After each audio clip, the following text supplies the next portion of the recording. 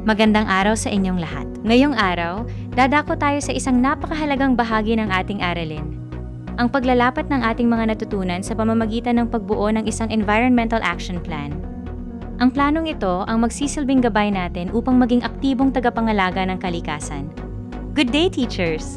Dahil napapansin ko na ang ilan sa inyo ay nahihirapang makita ang 4-digit code, minabuti ko na lang nabanggitin mismo sa video na ito ang 4 na code. Kaya naman makinig mabuti sa babanggiting code. Ang ating unang code para sa araw na ito ay 2. Our first code is 2. Mag-enjoy at sama-sama tayong matuto.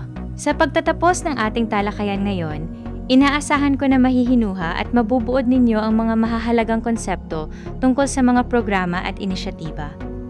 Inaasahan ko rin na makabubuo ang bawat pangkat ng isang komprehensibong environmental action plan at maipapakita ninyo ang inyong tunay na pananagutan bilang mga kabataang may malasakit sa kapaligiran. Bago tayo magpatuloy sa paggawa, magbalik-aral muna tayo sa ating nakaraang paksa. Ano-ano nga ba ang mga natatandaan ninyo tungkol sa mga programa, inisyatiba, mga proyekto ng pamahalaan, at ang mga kusang pagkilos ng mga mamamayan? Para sa ating one-word review, mag-isip ng isang salita na nagbubuod sa inyong natutunan at ibahagi ito sa inyong isipan upang magsilbing inspirasyon sa ating gawain ngayon. Ngayon, bago natin simulan ang aktwal na pagpaplano, nais ko munang pag-isipan ninyong mabuti ang sitwasyong ito. Napansin mo na dumarami ang nakatambak na basura sa loob ng inyong paaralan at napapansin din na madalas bumaha sa paligid kapag bumubuhos ang malakas na ulan. Sa ganitong pagkakataon, ano kaya ang pinakamagandang hakbang na maaari nating gawin? At sino-sino sa palagay ninyo ang dapat na unang kumilos para rito? Tandaan ang ating ikalawang code ay 9, second code is 9. Dito natin maunawaan kung ano nga ba ang Environmental Action Plan.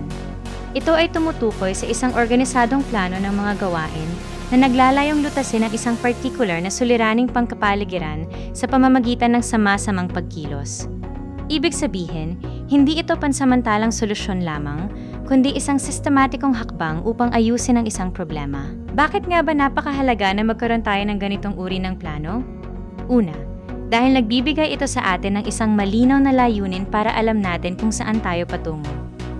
Pangalawa, nagiging mas organisado ang bawat hakbang at hindi nasasayang ang oras. Pangatlo, nagkakaroon ng masiglang pagtutulungan ang iba't ibang sektor ng lipunan. At higit sa lahat, nagbibigay ito ng pangmatagalang solusyon na pakikinabangan ng komunidad sa hinaharap.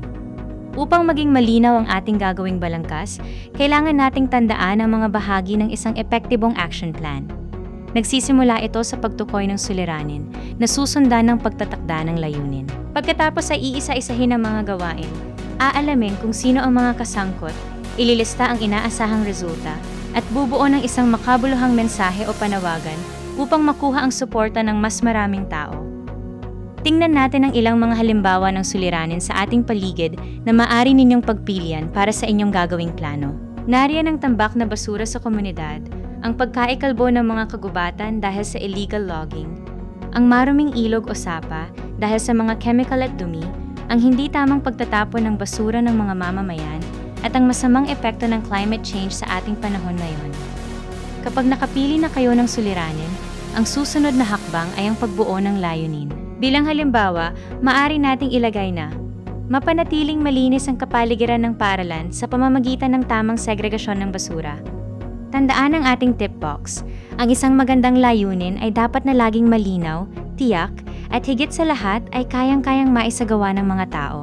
Bago natin talakayin ang mga susunod pang detalye, narito muna ang ating ikatlong code ay 5, third code ay 5. Ngayon naman, paano natin isasagawa ang mga layuning ito? Narito ang ilang halimbawa ng mga gawain na maaari nating ilagay sa plano. Cleanup drive o paglilinis ng kapaligiran, tree planting upang maibalik ang luntian sa ating paligid, recycling program upang bawasan ang kalat, information campaign upang magbigay ng tamang edukasyon sa mga mag-aaral, at ang waste segregation o ang paghihiwalay ng nabubulok sa hindi nabubulok. Sino naman ang mga kasangkot na dapat nating isama sa ating plano? Siyempre, hindi natin ito kayang mag-isa.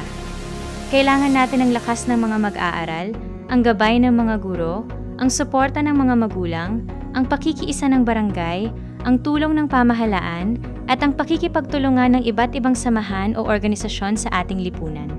Lahat tayo ay may bahaging dapat gampanan. Kapag nagawa natin ang mga gawaing ito kasama ang iba't ibang sektor, ano ang ating inaasahang resulta? Inaasahan natin na magkakaroon tayo ng isang malinis na kapaligiran sa paaralan, mas magiging disiplinado ang mga mamamayan sa pagtatapon ng dumi, mas konti na lang ang makikitang basura sa paligid, at mas magiging ligtas, maayos, at payapa ang buong komunidad para sa lahat. Ngunit paano nga ba natin masisiguro na magagawa natin ang isang magandang action plan? Mayroon tayong 5 katangian na dapat tandaan. Dapat ito ay makatotohanan o hindi imposible. Praktikal ang mga hakbang, kayang-kayang gawin ng mga miyembro, naghihikayat ng pakikilahok ng lahat, at higit sa lahat, nakatuon sa tunay at aktwal na problemang nararanasan sa inyong paligid. Dito napapasok ang ating performance task para sa araw na ito.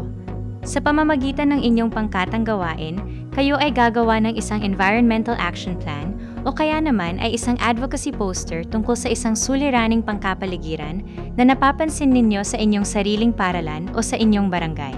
Maaari ninyong gamitin ang template na ito na naglalaman ng suliranin, layunin, mga gawain, kasangkot, inasahang resulta, at panawagan. Upang makuha ninyo ang pinakamataas na marka, tingnan natin ang ating rubric para sa gawaing ito. Mayroon tayong 5 puntos para sa pagsusuri sa suliranin kung saan dapat malinaw at wasto ang pagkakakilala sa issue.